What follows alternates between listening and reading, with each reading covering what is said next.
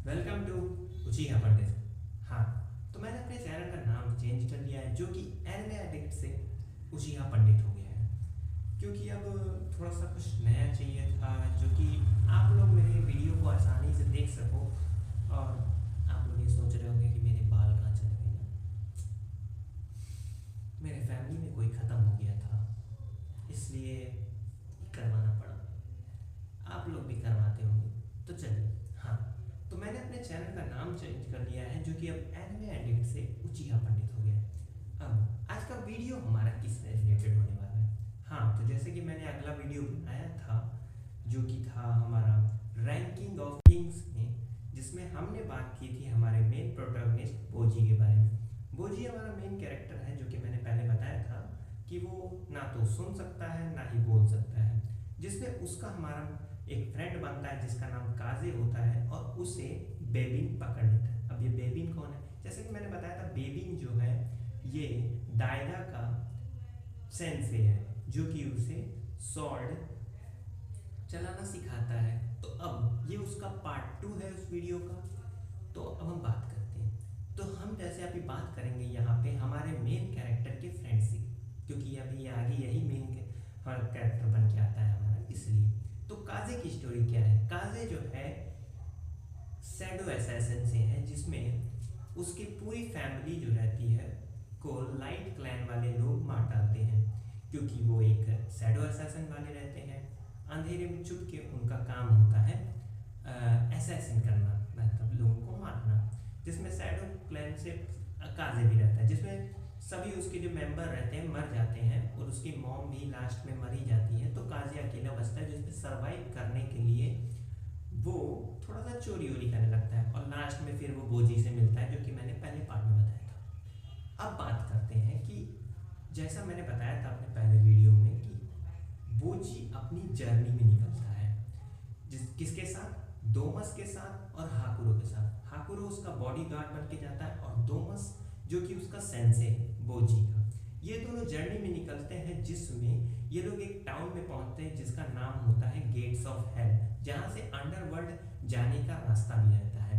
अब ये लोग रास्ते में जाते रहते हैं, जिसमें दोमस जो रहता है बोजी, मतलब बोजी के साथ गेट्स ऑफ हेल के अंडरवर्ल्ड वाले जहाँ वॉल्केनो जैसा रहता है वहां पे बोजी को लेके जाता है और हाकुरो को बोलता है कि तुम जाके थोड़ा सा घूम आओ और मैं बोजी को ये अंडरवर्ल्ड वाली जगह घुमा के आता हूँ, जहाँ पे दोमस हमारा जो रहता है बोजी को धोखा दे देता है। धोखा दे देता है, किस लिए दे देता है वो मैं आगे बताऊंगा। तो दोमस जो रहता है बोजी को धक्का दे देता है, जिससे कि वहाँ पे आग रहती है और बोजी गिर जाता है। अब लोगों को यही लगा करता है कि बोजी गिर गया है और बोजी का खेल खत्म। अब हमें आगे दिखाया जाता है जहाँ दायरा जो कि बोजी का भाई है, वो अब ये जो है अपने फादर की पावर लेने के लिए मिरर मैजिक, मतलब मैजिक मिरर से हेल्प लेता है, जो कि उसके फादर ने बचपन से उसको दिया है दायरा को, जो कि वो उसके साथ दोस्त बन गया। वो मिरर बोल भी सकता है, जिसमें ये बताया करता है मिरर दायरा को कि मेरे पास एक प्लान है, जिससे कि अगर जो ग्रेटेस्ट किंग जो बनेगा वो बोजी नहीं बनेगा, आप बन जाएंगे, क्योंकि जो सारी तुम्हारे फादर किंग बॉस की जो पावर है वो आ जाएगी इसके अंदर। थोड़ा सा ट्रैक्टर की आवाज है, इग्नोर। हाँ, तो जो किंग बॉस की जो सारी पावर है वो आ जाएगी दायरा के अंदर, लेकिन इसके पीछे भी मिरर मैजिक का बहुत बड़ा प्लान रहता है। देखो, मिरर मैजिक बाहर, सॉरी, मैजिक मिरर करते करते मेरा बहुत दिमाग खराब हो रहा है। मैं इसका मेन नाम बताता हूँ। तो इसका नाम है मिरांजो। मिरांजो जो है एक लड़की रहती है, तो उसके लिए भी वहाँ पे पहुँचेंगे, आगे चलते हैं। हाँ, तो किंग दायरा जो रहता है ये मिरांजो के साथ जाता है, एक केव रहती है वहाँ पे जाता है, जहाँ पे इसके फादर जो रहते हैं प्रिजर्व होके रखे रहते हैं। कैसे? फ्रीज होके, जैसे लोगों को बर्फ में जमा के रख दिया जाता है ना, तो वैसे ही इसके फादर भी जो रहते हैं बर्फ जमे हुए रखे रहते हैं। तो ये बताती है कि मैं किसी तरह से आपके फादर के खून को और फिनिक्स के खून को मिला के मैं उसका एक पता नहीं कोई जूस या ड्रिंक बनाऊंगा, एक्सिलियर ऑफ सोल नाम रहता है उसका, वो बनाती है और ये उसको ड्रिंक करने को कहती है दायरा को। तो दायदा बोला करता है कि मैं इस तरह से नहीं होना चाहता। पहले के मामले में तो वो बोला करता है कि ठीक है मैं ड्रिंक कर लूँगा, पावरफुल बन जाऊँगा अपने भाई की कंपैरिजन में, पर वो मना कर देता है। जिसमें अब मीरान जो अपना असली प्लान को यूज़ करती है और दायदा को ये चीज़ ज़बरदस्ती अपने पपेट्स गार्ड के थ्रू इसको पिला देती है। अब आपको क्या लगता है दायदा के पास उसकी पावर आ गई होगी? आ जाती है, पर इस वक्त वो दायदा नहीं खुद किंग बॉस बन जाता है। चलो अब ये अगला पार्ट पे आते हैं, जहाँ किंग बोजी का क्या हुआ। क्या वो सच में मर गए या वो जिंदा है? हाँ वो जिंदा है भाई, मेन कैरेक्टर इतनी जल्दी थोड़ी मर जाएगा। तो उसे बचाने वाला कौन है? उसे बचाने वाला है हमारा, जो कि मैंने पहले बताया था, काजे। जब बोजी नीचे गिर रहा होता है तो काजे जो रहता है क्रॉस बो से एक रस्सी को केव में मार देता है, जिससे वो टंग जाता है और बच जाता है। अब काजे बताता रहता है कि इतनी जितनी जर्नी जो तुम्हारी चल रही थी, इतनी देर से मैं तुम्हारे साथ ही था, क्योंकि तुम्हें लग रहा है कि मैंने तुम्हारा पीछा छोड़ दिया। तो मेरा एक मिशन है जिसमें मुझे एक आदमी को ढूंढना है जो कि तुम्हें पावरफुल बना सकता है। बोजी ये जान के बड़ा खुश होता है कि मुझे लगा था कि मेरा साथ छूट गया, अब मेरा साथ कोई नहीं देने वाला।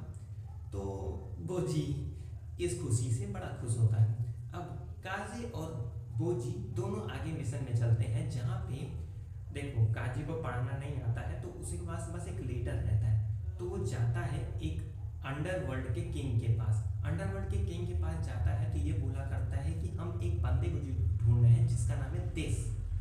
वो बस आधा नाम बताता है, क्या काजे बताता है कि आधा नाम। और ये बात हमारे किंग को पता चल जाती है कि ये बोल क्या रहा है, मतलब जो अंडरवर्ल्ड का किंग रहता है उसको पता चल जाती है कि ये क्या बोल रहा है। तो ये उन दोनों को देख के पहचान भी जाता है कि जो काजे है ये डार्क असैसिन क्लैन का है, मतलब शैडो असैसिन क्लैन का है, और बोजी जो है ये जायंट्स का बेटा है। लेकिन थोड़ा सा काजे कह रहा हूँ, किंग जो रहते हैं अब वो नाम बताते हैं अपना कि मेरा नाम है देसा, मतलब कुछ ऐसा ही नाम रहता है। जिसमें बोजी कहा करता है कि मैं आपके लिए एक लेटर लेके आया हूँ।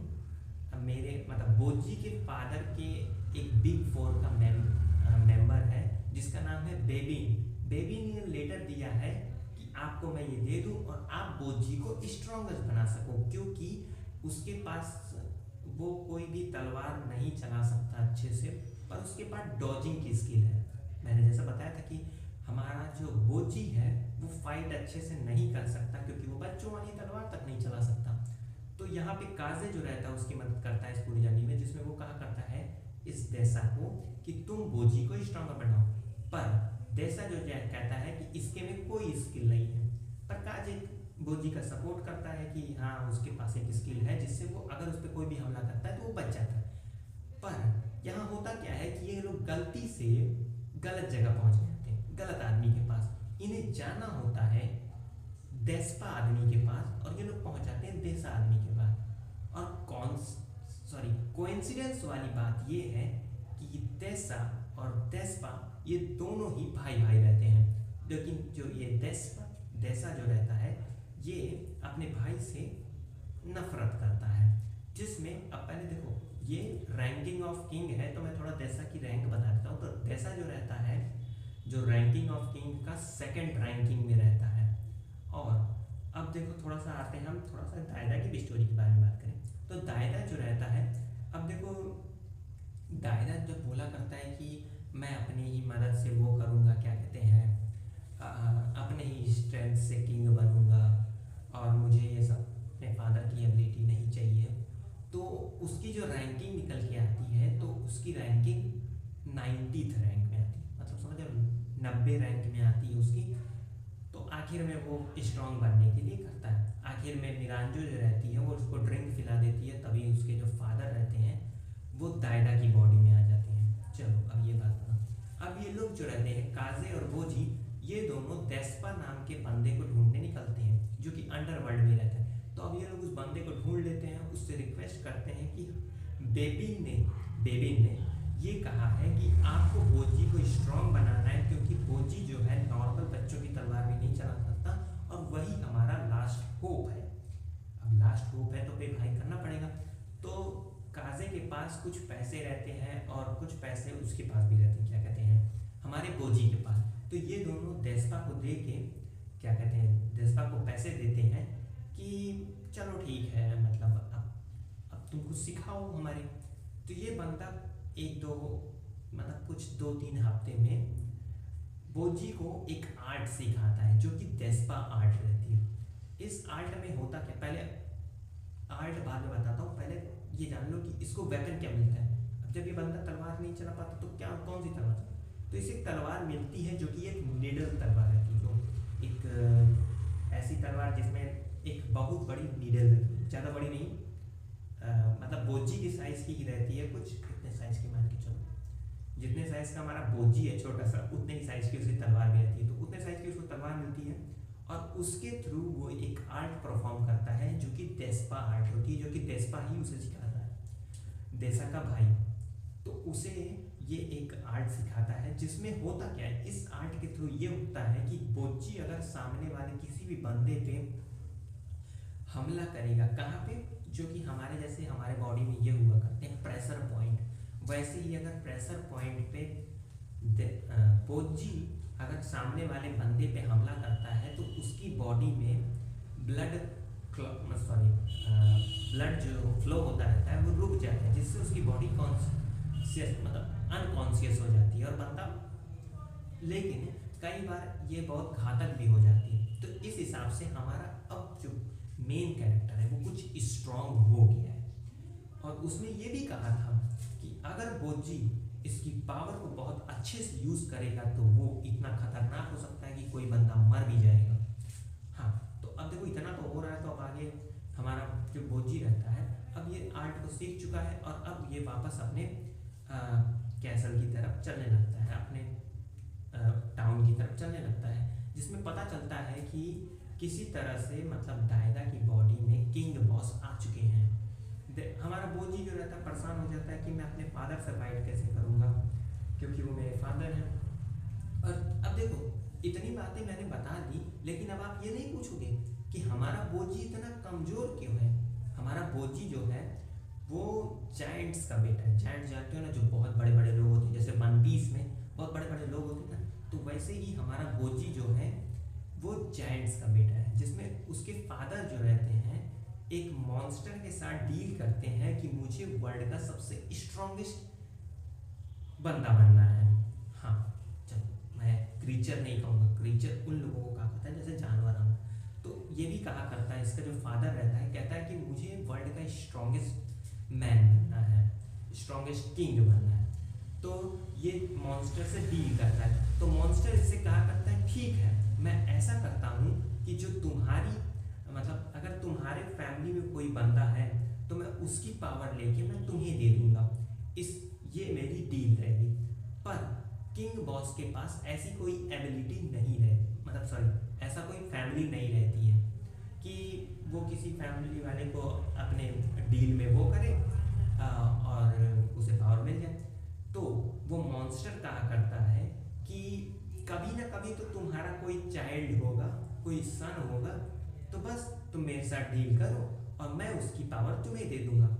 तो जो किंग बॉस रहते हैं अपने ही जैसी एक जायंट वुमेन को ढूंढते हैं, उसके साथ ड्यूल करते हैं, बैटल करते हैं, जिसमें ये दोनों आखिर में मतलब किंग बॉस कहा करते हैं कि मैं चाहता हूँ तो मेरे चाइल्ड को जन्म दो।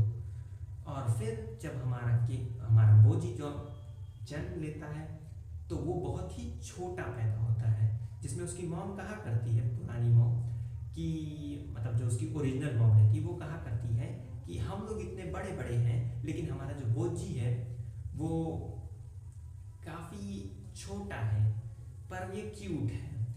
ये बात आखिर में किंग बॉस को समझ में आ जाती है कि जो हमने डील की है मॉन्स्टर के साथ वो मेरे बेटे पे असर की है, जिससे मैं तो स्ट्रांग हो गया हूँ पर मेरा बेटा कमज़ोर। तो वो एक वर्ल्ड बनाता है जिसमें वो डिसाइड करता है कि अब उसका बेटा इस वर्ल्ड को आगे चल के चलाएगा।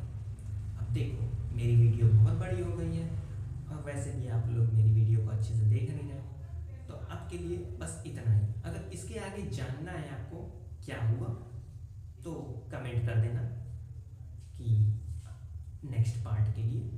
अभी के लिए बस इतना।